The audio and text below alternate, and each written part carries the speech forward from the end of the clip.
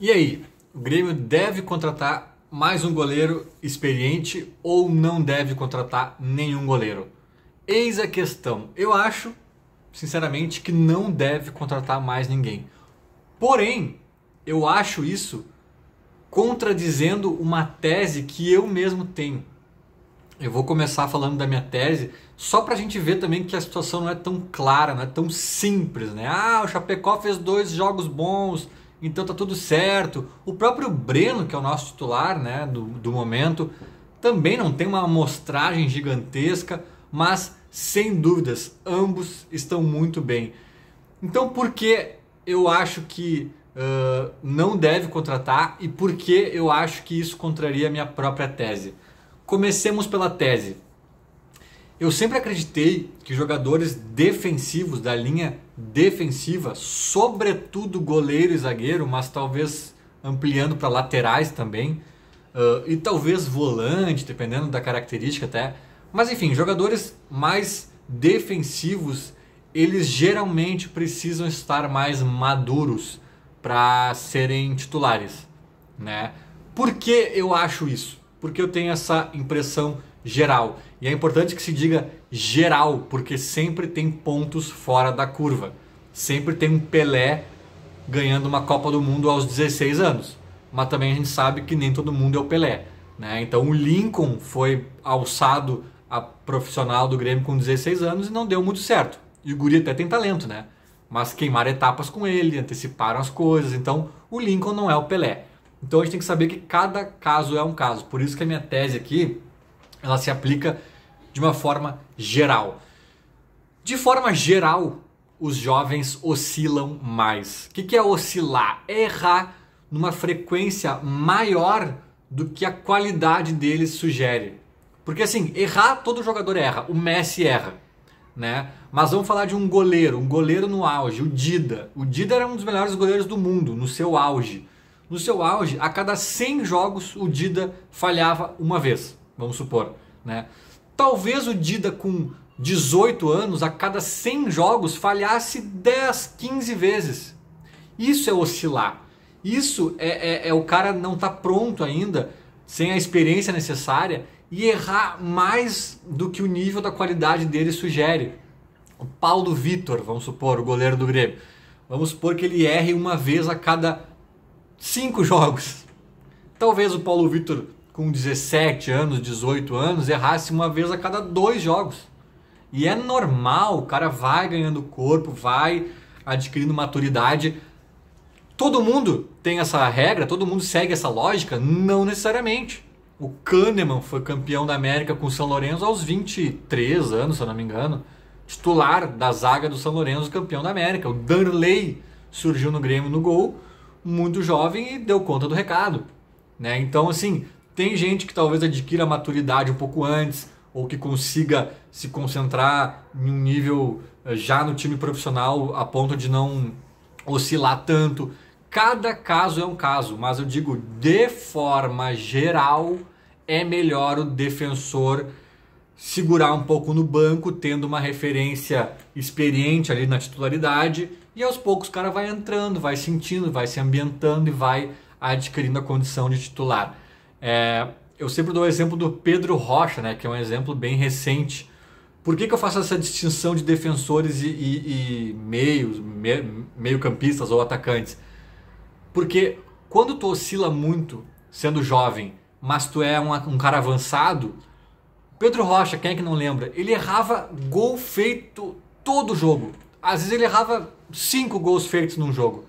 Só que assim, se o atacante erra 9 gols e acerta o 10º e decide o jogo, né, dá a vitória pro time com aquele gol, ele cai nas graças da torcida.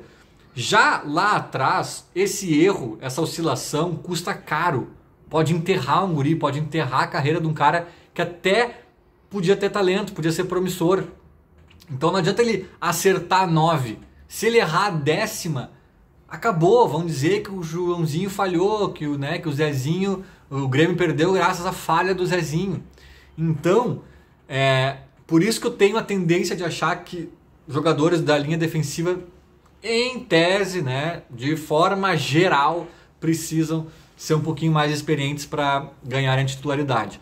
Agora, quem disse que o Breno não pode ser um novo Darley? Quem disse que o Chapecó não pode ser um novo Dida, né? Um cara frio e que não sente a questão da idade e que mesmo sem experiência já entra maduro? Quem disse? Não sei, não sei. Agora, fato é que no começo da temporada eu admito que eu queria uma contratação. Eu queria uma contratação. E acho que o Felipão, quando chegou agora ao Grêmio, também queria.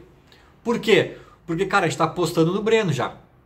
Daqui a pouco o Breno vai sair errado numa bola, vai ter já zum, vai ter não sei o quê. E é normal. A gente está apostando no Chapecó. Né? Sem o Breno convocado, já tem um Adriel que é um reserva, que qualquer suspensão ou lesãozinha do Chapecó é Adriel. Né? E aí o terceiro goleiro já passaria a ser, se eu não me engano, é Rafael o nome do cara, até me esqueci agora. Mas já tem um quarto goleiro que é guri também. Então nós vamos ter que apostar em 4 guris, né? 4 guris com 20 e pouquinhos anos, extremamente jovens. E tem outra coisa, né? Quando o cara é muito jovem, ele também, ele pode ser um Darley, beleza, né? Bom e dar conta do recado já desde cedo. Ele pode ser bom, mas oscilar um pouco ainda nos primeiros momentos de time profissional.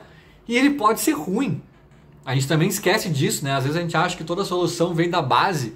Todo jogador ruim já foi da base, eu sempre digo isso. Já foi da base e já se destacou na base. Porque para chegar no profissional ele teve que se destacar na base.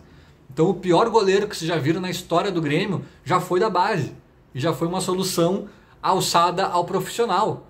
Então quem disse que todo mundo vai ser bom ali? Breno, Chapecó, Adriel, Rafael, não sei mais quem. Quem disse, sabe? O Inter por muito tempo achava que o Muriel era um goleirão, né? O irmão do Alisson.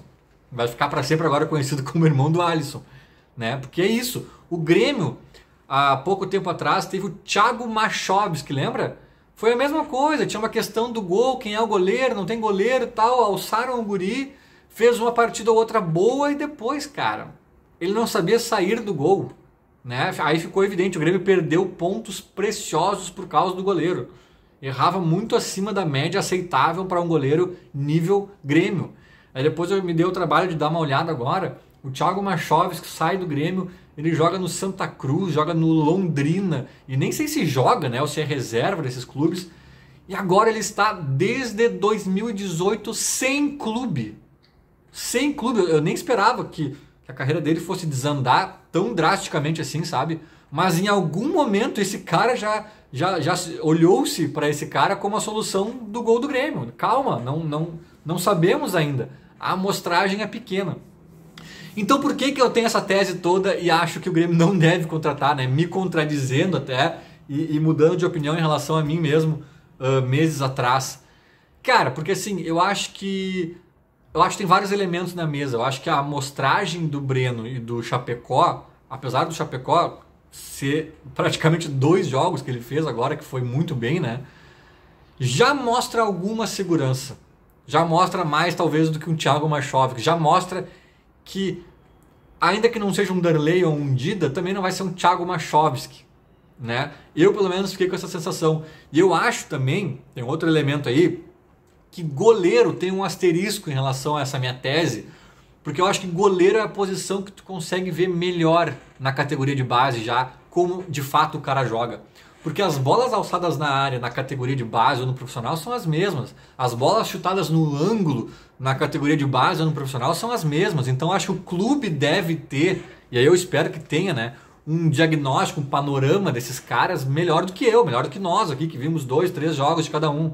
Entende? Então, porque às vezes o jogador de linha, às vezes brilha muito na base, chega no profissional é outra vida, né? É outra questão física, outra imposição, jogadores com experiência ali na movimentação, é coisa que pega diferente, às vezes o cara sucumbe. Agora o goleiro, se já era um fenômeno na base, eu acho muito difícil ele sucumbir no profissional, né? Então, eu acho que se a direção já tem mapeado ali o histórico desses caras e é positivo, mais um motivo para seguir adiante.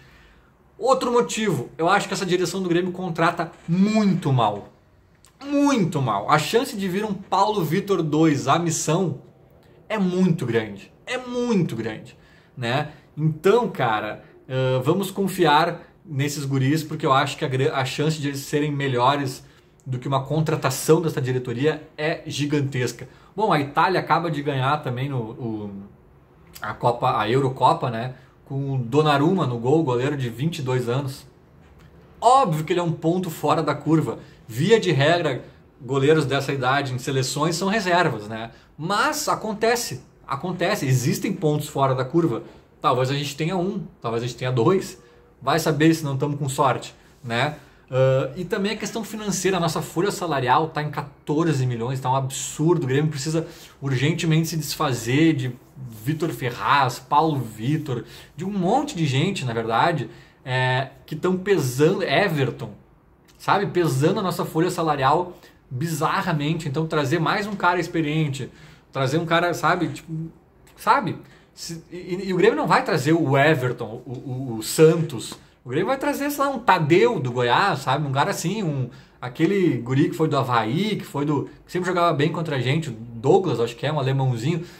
Seria um cara desse que o Grêmio traria, sabe? Ou um reserva de um time grande aí, que também tem um potencial, mas já tá mais velho. Seria uma coisa nessa linha. Então, cara, deixa o Chapecó. Tô gostando de ver do guri, gostando de ver o guri. Eu acho que talvez saia coisa dali. Então junta tudo, sabe? A incompetência da direção para contratar, a questão da folha salarial, a questão da pequena, mas positiva amostragem de Chapecó e de Breno. E também falam bem do Adriel, né? Eu não vi ainda, mas falam bem dele também. Cara, e tem outra coisa, nossas pretensões esse ano não são das maiores. Não são das maiores, sabe? Quando o Grêmio botava lá o Thiago Machovski, não sei quem para jogar, eu me preocupava que esse cara ia nos tirar um título da Libertadores, sabe? Uma semifinal contra o River, o cara vai alçar uma bola na área. Agora, meus amigos, a gente precisa ser melhor que que a Chapecoense, que o Atlético Goianiense. A gente precisa ser melhor que 4 times do Brasileirão.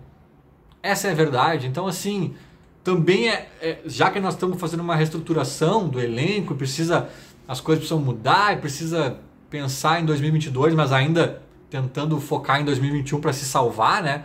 Então, que comece pelos goleiros essa reformulação, né? Que comece essa oxigenação com a base, e a gente vai ter tempo de ver se o Breno é tudo isso, se o Chapecó é tudo isso, se tem Adriel, se não tem, como é que vai se dar. Eu acho que talvez o cenário, por hora, seja mais adequado a manter assim.